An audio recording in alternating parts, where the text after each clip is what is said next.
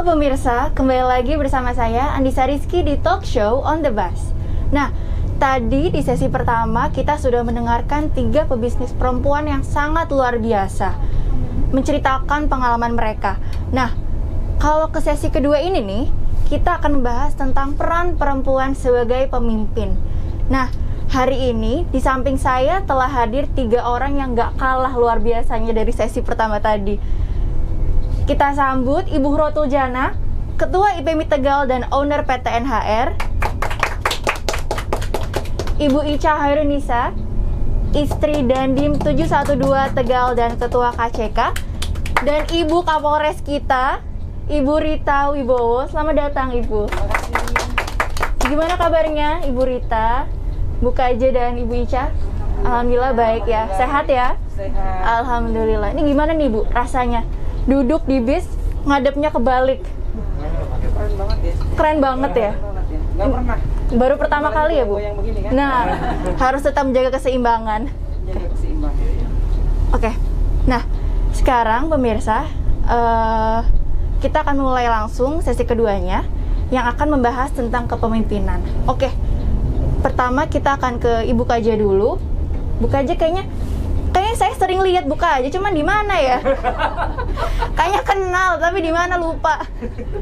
Oke. Kayaknya di rumah. Kayaknya di rumah. Di rumah. Oke. Ibu KJ ini kan Ketua IPMI Tegal.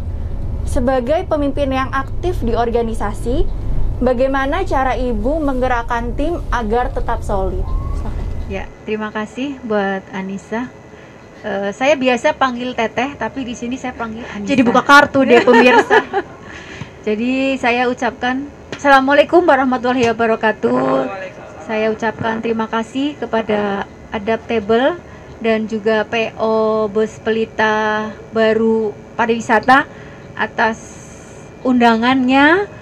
Sebenarnya saya juga bingung kenapa saya bisa dipanggil di sini, tapi alhamdulillah dengan pertemuan di malam hari ini insya Allah membawa keberkahan buat kita semua. Amin. Jadi tadi ditanya itu tentang bagaimana membuat tim yang solid ya. Tim yang solid. Jadi kalau saya itu memang sebagai ketua organisasi, ada 2 organisasi, jadi satu IPMI dan satu Srikandi. Dua-duanya itu bertolak belakang. Jadi kalau di IPMI itu agak ke ibu-ibuan dan juga ke bisnis-bisnisan. Tapi kalau Srikandi itu orang mengenalnya mungkin kayak preman gitu ya Bu ya. Tapi enggak Bu, kalau di Tegal itu Srikandi itu orangnya baik-baik Bu. Jadi kalau enggak nanti dijewer sama Bu Rita gitu. Dan alhamdulillah juga meskipun saya mungkin kalau suami saya bilang Mama itu sebenarnya kurang pantas kalau di Srikandi, katanya kurang galak. Kalau pas saya pidato, saya kurang semangat katanya. Bu Rita perlu ngajarin Bu KJ. Ya, nanti saya kursus Setelah yang satu ini. dengan Bu Rita biar lebih semangat. Kalau menurut saya ya yang sudah saya alamin di organisasi dan juga di perusahaan, satu itu harus satu visi dan misi. Tujuan kita apa sih di organisasi itu? Karena dengan satu tujuan yang jelas, insya Allah juga akan semakin membesarkan organisasi itu sendiri dan juga menambah persaudaraan. Jadi kalau di organisasi itu nggak ada uangnya Bu, yang ada ketua itu keluar duit terus Bu. Nah yang satu udah kita golkan, apa itu visi dan misi, tujuannya juga sudah tercapai dengan satu tujuan, satu komando juga. Karena kalau tanpa satu komando, sekretaris mau ke kiri, ketua pengen ke kanan, anggota pengen lurus, yang ada kita pecah. Jadi satu komando juga harus selalu diutamakan. Setelah itu juga adanya komunikasi. Karena dengan adanya komunikasi itu akan bisa menjembatani permasalahan-permasalahan yang ada. Sering kalau saya di Srikandi itu ada perselisihan Bu. Jadi karena kalau biasanya itu perempuan itu lebih memakai ego. Kadang-kadang masalah sedikit biasa diantar jemput, tiba-tiba berangkat di organisasi nggak dijemput, jadi berantem Bu. Biasanya kalau udah berantem itu saya yang pusing, nggak bisa tidur. Yang ada suami saya curhatin terus. Kadang anak saya curhatin, ngomel terus kan mamahnya. Jadi akhirnya ya saya dengan adanya perselisihan itu saya bisa menjadi pengalaman buat saya juga Bu, untuk kedepannya langkah-langkah apa yang harus dilakukan. Yang selama ini memang saya panggil ke rumah, saya dudukan yang bermasalah, alhamdulillah semua clear. Jadi dalam hal ini komunikasi juga sangat diperlukan. Dan yang nggak kalah penting juga itu adanya kepercayaan antara pengurus dan juga dengan anggota. Kepercayaan itu akan tugas-tugas yang mereka biasa laksanakan. Kalau tanpa adanya kepercayaan itu juga selalu dengan curiga ya Bu ya, nggak mungkin bisa akan harmonis juga. Masalah keuangan tubuh yang sensitif. Jadi selalu saya akan mengkomunikasikan dengan anggota dan juga pengurus tentang masalah kepercayaan itu harus tetap dijaga. Dan yang terakhir mungkin adanya evaluasi. Evaluasi apa sih yang sudah kita lakukan? Biasanya setiap bulan kami melakukan semacam pertemuan yang akan membahas apa yang sudah kami lakukan. Mungkin ada kurang-kurangnya atau juga mungkin ada lebih-lebihnya. Jadi kalau menurut saya itu mungkin itu dari saya yang sudah saya lakukan di dalam hal organisasi. Ke perusahaan gak usah ditanya ya, Anissa. Tadi kan nanya cuman organisasi aja ya. Ini Apa perlu ditanya? Jadi nagih ya. Pertanyaan jadi nagih ditanya ini. Yang lain banyak panjang-panjang, saya nggak bisa panjang nanti. Gimana?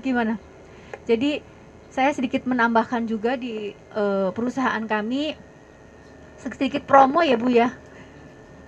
Jadi kalau NHR itu sebuah perusahaan yang bergerak di bidang konstruksi. Jadi kami sudah memulai usaha sejak tahun 2000. Jadi sudah 20 tahun Bu. Saya dengan suami untuk memulai usaha di bidang konstruksi. Kami konsisten Bu. Jadi alhamdulillah sudah berjalan selama 20 tahun dan kami selama sebelum pandemi ini hanya fokus di satu kegiatan pekerjaan. Biasanya kami mengerjakan jalan atau yang berhubungan dengan jalan, yaitu beton ataupun AMP. Tapi sekarang masa pandemi, apapun saya sikat Bu. Karyawannya nggak bisa nanti, nggak bisa untuk bayar karyawan juga. Jadi sekarang di lain sisi kami juga harus tetap bisa bertahan karena situasi pandemi ini sangat memukul usaha kami. Mungkin di tahun ini sepertinya tahun terberat lah buat kami. Jadi kami berusaha untuk lebih bisa untuk menghadapi pandemi ini. Mungkin itu ya. Oke, jadi untuk menjaga organisasi tetap solid itu yang pertama adanya visi misi yang sama, lalu kepercayaan, dan yang paling penting itu komunikasi. Oke, selanjutnya Ibu Ica. Halo Ibu Ica. Halo juga Mbak. Anggun banget ya Ibu Ica ini. Langsung aja ya Ibu Ica. Ibu Ica ini kan seorang istri TNI ya, dan pasti sering ditinggal tugas oleh Bapak. Betul? Betul Pak? Betul gitu Bu kata Bapak. Gimana sih Bu suka dukanya?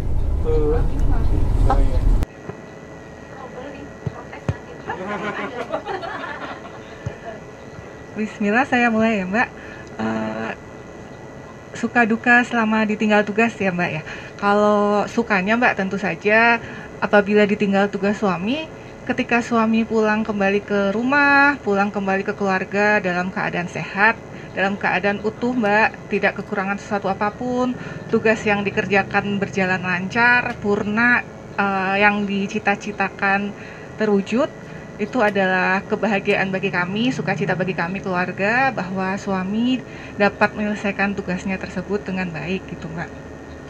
Kalau duka memang terpisah jarak dan waktu dengan suami.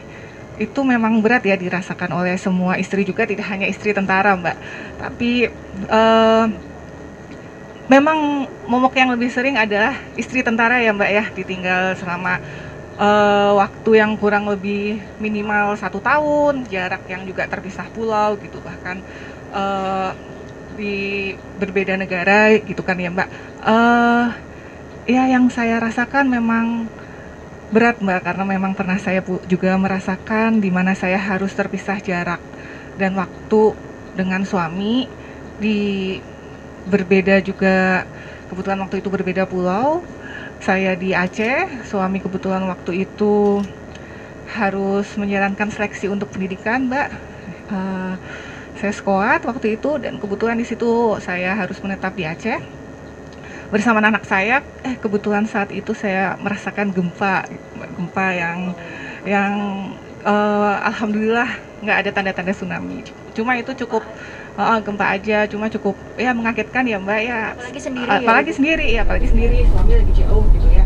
Cuma yang bisa saya share di sini adalah bahwa sebelum menikah dengan tentara, memang kita sudah mendapatkan bekal Mbak, sudah mendapatkan pengarahan-pengarahan dari senior-senior kami, dari pemimpin-pemimpin kami. Bekal itu yang membantu kami untuk nantinya dapat siap mental apabila nantinya bertepatan dengan suami benar-benar tugas dalam waktu yang lama atau jangka waktu yang lama atau jauh gitu ya Mbak. Jadi memang itulah yang harus kita tanamkan terus, bahwa kesiapan mental kita, kalau misalnya kita siap untuk menjadi istri tentara, resikonya adalah suatu saat suami dapat pergi kapan saja untuk menjalankan tugas tersebut gitu Pak. Jadi dalam situasi itu juga harus istilahnya siap mental dan juga bersaling mendukung. Kita harus saling menguatkan juga, karena apabila saat ditinggal tugas kita sebagai istri lemah, suami tentu saja juga akan pergi dengan perasaan yang berat gitu ya Mbak ya. Jadi di situ juga kita sebagai istri harus pandai-pandai membuat suasana hati kita, perasaan kita, sikap kita, sehingga tidak membuat suami untuk merasa berat meninggalkan keluarga nantinya untuk bertugas gitu. Ya seperti itu sih Mbak, suka dan duka. Jadi memang menjadi seorang istri TNI itu harus kuat mental ya Ibu. Iya Mbak. Nah jadi pemirsa yang punya calon TNI ini memang harus kuat mental ya, siap ditinggal tugas kapanpun. Bu barangkali punya anak buahnya Bu, ini masih di sini. Oh enggak. Saya minta nomor teleponnya aja ya. Enggak. Acara tali kasih ya. Selanjutnya Ibu Rita. Ya, Izin bertanya Bu. silakan. Siap. Silakan Anissa. Aku dengarkan pertanyaanmu. Oke, dengar-dengar Ibu Rita ini kan sangat concern terhadap cybercrime. Benar Ibu? Cybercrime. Iya, benar ya?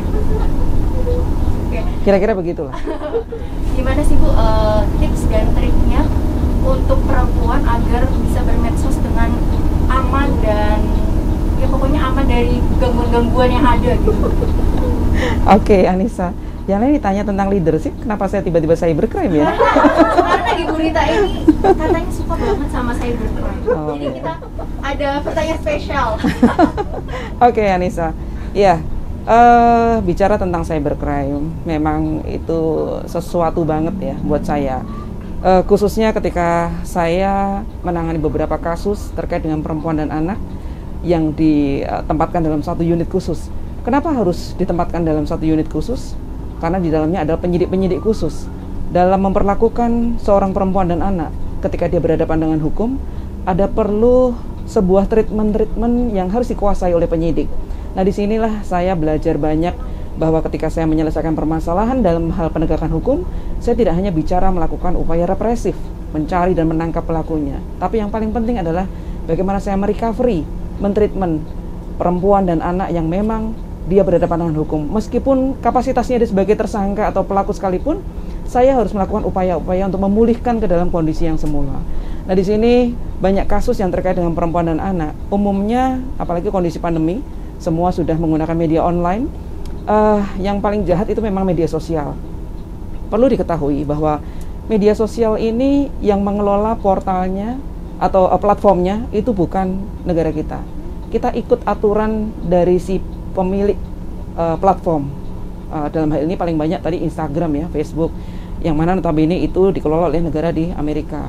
Nah, ada beberapa hal yang masyarakat tidak pahami, bahwa ketika kita bicara bermain di media sosial, ada rambu-rambu yang tidak seperti kita pahamkan terjadi atau dilakukan di negara kita. Salah satu contohnya adalah ketika kita menginginkan adanya satu postingan yang tidak layak, kemudian kita ingin itu di take down, ya. Tidak serta-merta kita bisa meminta si pemilik platform untuk men-take down akun tersebut. Tapi ingat, karena akun kita itu adalah akun private, jadi semua adalah tergantung dari si pemiliknya. Nah, bagaimana bayangkan ketika kekerasan berbasis gender online atau KBGO yang sekarang ini lagi booming, banyak melanda para perempuan dan juga anak. Tatkala seorang perempuan atau anak dia dalam situasi satu suasana yang terbangun karena satu komitmen trust, ya, seolah-olah seseorang yang dia temukan di media sosial itu real, ya kan? Meskipun dia menggunakan foto dan nama yang sama sekalipun, kita patut mewaspadai bahwa itu belum tentu akun real. Banyak sekali itu akun-akun fake. Makanya kita harus smart, ya, cerdas untuk melihat, kita memprofiling apakah orang yang berusaha untuk mengenal kita itu adalah benar-benar orang yang nyata. Kita bisa lihat, cara gampangnya lihat aja kapan akun itu dibuat. Kemudian kita lihat followersnya dia. Kalau kita bicara di IG, ya, kalau followersnya itu aneh-aneh, ya pasti ini barang aneh gitu. Kalau followersnya itu jelas, ya pasti ini barang jelas. Nah, satu kejahatan yang banyak sekali saya temukan adalah saya sebut dengan sextortion. Pertama, diawali ketika kita kenal dengan seseorang, kita melakukan chatting bahasanya. Ketika kita chatting, kemudian terjadi trusting tadi, kemudian saya terpick up dengan seseorang melalui media sosial. Di situ kita naik kelas dari chatting menjadi sexting. Sexting artinya ada hal-hal dalam bentuk narasi, tulisan, foto, video yang kita saling kirimkan. Karena kita udah percaya kan, komitmen di situ. Nah, ketika saya sudah percaya dengan orang itu, ternyata di kemudian hari orang ini memiliki niat-niat tertentu. Tatkala dia ingin mengakhiri hubungan karena memang dia sudah punya kepentingan, kita bicarakan diancam, diperas, apa segala macam. Nah, itulah yang saya sebut dengan sextortion. Nah, tentunya di sini sextortion bukan hanya ketemu dengan orang-orang yang memang punya niat jahat.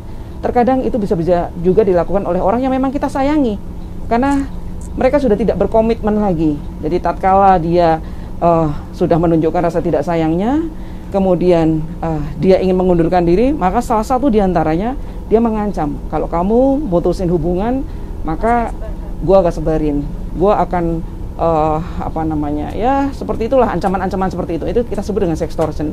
Nah, itu banyak sindikat-sindikat yang beberapa kita ungkap, dan yang melaporkan kasus ini bukan hanya perempuan, ternyata banyak juga laki-laki dewasa, ya kan, bahkan beberapa kalangan yang dikatakan memang dia punya jabatan tertentu, dia ada di dalam golongan segmen tertentu, tapi dia juga menjadi korban di situ. Nah, salah satunya ketika korban itu menunjukkan bukti-bukti bahwa dia sudah transfer uang dengan menggunakan account bank yang tidak biasa beredar di Indonesia, kita sudah bisa profiling bahwa itu adalah jaringan-jaringan, salah satunya di Filipina. Ya. Dia tidak paham dan tidak sadar bahwa orang yang seolah-olah muncul seperti perempuan, kemudian dia telanjang, menunjukkan melanggar kesusilaan, karena ternyata dia adalah laki-laki transgender. Nah, saya bisa profiling itu, dan ada beberapa sindikat yang sudah diungkap dengan kita bekerja sama melalui divisi hubungan kami punya NCB Interpol, ada kerjasama polis-polis, sehingga jaringan-jaringan tersebut bisa kita ungkap. Namun di negara kita juga banyak juga yang sudah kami ungkap, dan tidak jarang perempuan pun juga banyak menjadi pelakunya karena ada kebutuhan ekonomi tertentu. Ini baru bicara masalah sextortion. Belum yang sekarang karena ibu-ibu jenuh, ya, dia banyak bermain di media sosial, kemudian dia melihat barang-barang dengan harga yang menggiurkan, dia melakukan transaksi-transaksi tanpa disadari, dia menjadi korban dari fraud, ya kan, penipuan online. Apapun judulnya, dan kami pun juga sudah banyak sekali tidak jarang memberikan himbauan, sosialisasi, karena ya itu tadi, kita tergiur dengan mudah sehingga ya begitu saja menjadi korban. Jadi saran saya itu tadi, ketika kita akan berkenalan atau kita akan melakukan transaksi apapun, harus cerdas. Kalau mau belanja online, pilihlah toko-toko online ya yang memang dia sudah terverifikasi, ya, terpercaya.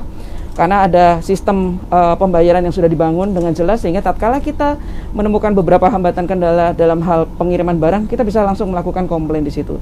Sama halnya ketika terjadi kasus extortion tadi, kita harus cerdas untuk melihat siapa yang berkenalan dengan kita. Karena itu tadi, jangan sampai rata-rata mereka yang sudah terbujuk rayu kemudian menjadi korban, itu karena akunnya itu menunjukkan bahwa dia memperkenalkan diri sebagai polisi ganteng, tentara ganteng, pilot ganteng, seperti itu. Dan sampai dengan saat ini korbannya lumayan luar biasa.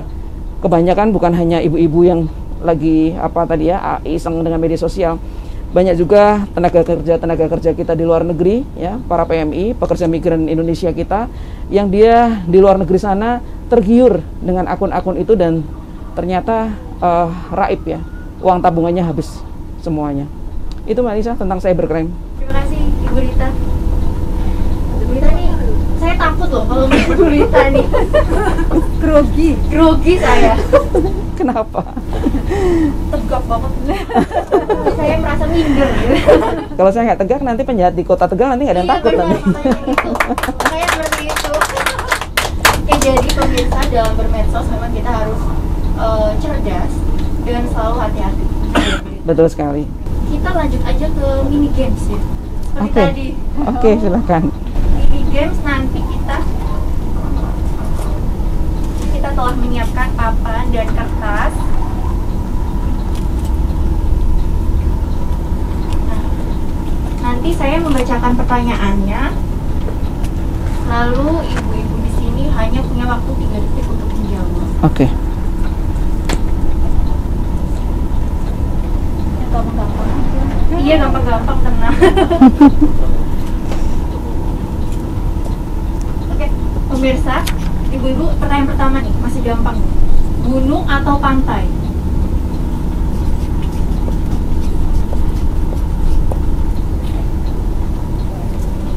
Gunung, pantai, gunung. Nah, Bu Rita, kenapa memilih untuk menjawab pantai? Karena pantai itu buat saya sesuatu. Banyak hal yang bisa saya lakukan untuk men-treatment diri saya sendiri, untuk mereview apa yang sudah saya kerjakan, sekaligus menaikkan imun. Oh, memang pantai itu karena cahayanya, Ibu?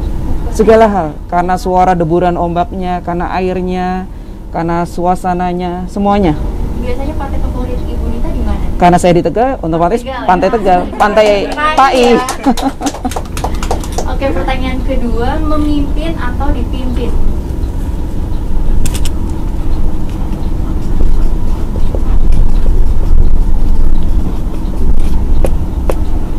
Oke. Memimpin, dipimpin. Iya. Kenapa Ibu memilih dipimpin? Karena saya seorang istri dan juga jabatan saya saat ini adalah ketua Persib, juga karena mengikuti suami sebagai Iya. Oke, selanjutnya memasak atau shopping? Pilih apa ini?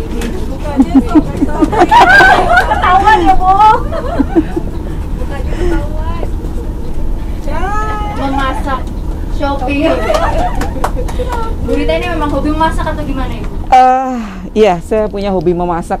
Hanya saja semenjak saya menjadi Kapolres memang tidak banyak waktu saya bisa melakukan kegiatan memasak. Karena di dalam memasak itu saya bisa membangun sebuah kebersamaan dengan keluarga kecil saya, ya. Sehingga ya memasak itu menjadi salah satu treatment saya juga untuk menaikkan imun juga. Iya benar, karena kita happy ya. Betul sekali. Oke, saya nggak bisa masak, Bu. Iya, makanya Bu Kaji itu nggak bisa masak. Saya pilih shopping. Nggak bisa, nol. Oke, untuk acara selanjutnya karena waktu waktunya sudah mepet, kita langsung akan mendengarkan sepatah dua patah kata dari ibu-ibu luar biasa ini untuk pesan-pesan kepada perempuan-perempuan di Kota Tegal dan semua yang menonton, bagaimana sih cara menjadi pemimpin yang baik, apalagi sebagai perempuan. Dimulai dari Ibu Rita, silakan. Ya, saya akan menerapkan pola to embrace, to encourage, and to empower, khususnya untuk Indonesian women. Jadi saya akan merangkul para perempuan-perempuan yang memang menjadi passion saya. Berada di sebuah lingkungan perempuan itu luar biasa, karena kita ketahui dan saya merasakan sendiri ketika saya berada dengan lingkaran perempuan, maka power kita luar biasa. Coba kalau kita tahu barisan mak-mak sudah bersuara, selesai semuanya. Pada nggak berani. Kemudian saya akan mendorong mereka untuk maju, mendorong mereka untuk berubah, mendorong mereka untuk menjadi sesuatu dan bermanfaat untuk yang lainnya. Yang terakhir, saya akan melakukan empower untuk perempuan. Saya akan memberdayakan mereka. Salah satu contohnya, upaya yang sudah saya lakukan bersama-sama dengan mitra saya di Forkopimda, memberdayakan para perempuan di Rusunawa dalam rangka menyikapi pandemi COVID ini. Mereka saya berdayakan untuk bisa ikut membantu meningkatkan perekonomian keluarga. Dengan apa? Dengan cara mereka kita latih membuat sarung tenun goyor dan juga membuat sapu sorghum, yang mana nanti hasilnya akan mereka bisa nikmati bersama keluarganya. Terima kasih Bu Rita, pesan-pesan untuk perempuan-perempuan yang ingin menjadi pemimpin yang hebat. Selanjutnya Ibu Kaji, silakan. Jadi kalau saya ini lebih ke komitmen dan juga arah tujuan itu baik di organisasi ataupun di usaha. Karena dengan komitmen kita akan tahu hasil yang maksimal juga, dan tentu saja harus sesuai dengan jobnya dari masing-masing yang memang harus dilakukan. Itu aja.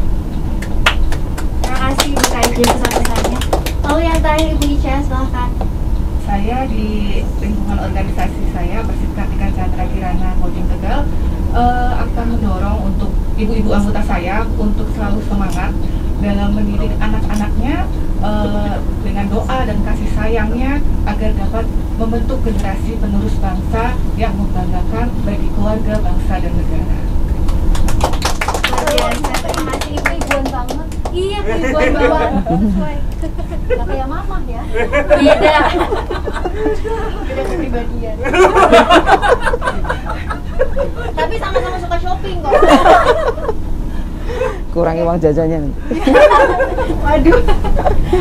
Oke pemirsa, tidak terasa rangkaian acara sesi ini telah selesai. Terima kasih untuk Ibu Rita, Sama-sama Nisa. Ibu Ica, dan Ibu Kaja telah meluangkan waktunya di tengah kesibukan. Terima kasih. Dan pada hari ini kita telah belajar bahwa menjadi perempuan-perempuan hebat ini memang harus membutuhkan kecerdasan yang luar biasa. Dan jangan minder, walaupun kita sebagai perempuan, kita juga pantas untuk menjadi seorang pemimpin.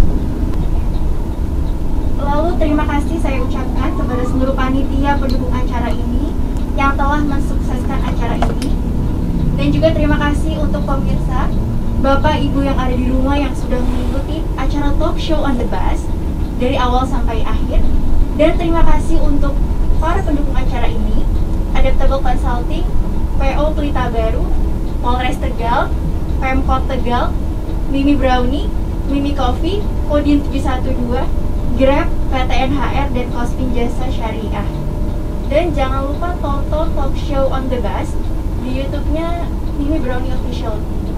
Dan juga nanti akan diupload oleh panitia di IGTV-nya Mimi Brownie. Saya Anissa Rizky beserta narasumber yang hadir meminta maaf apabila ada kesalahan kata yang kami ucapkan. Sampai jumpa kembali di talk show on the bus yang selanjutnya, insya Allah. Terima kasih dan sampai jumpa. Wassalamualaikum warahmatullahi wabarakatuh.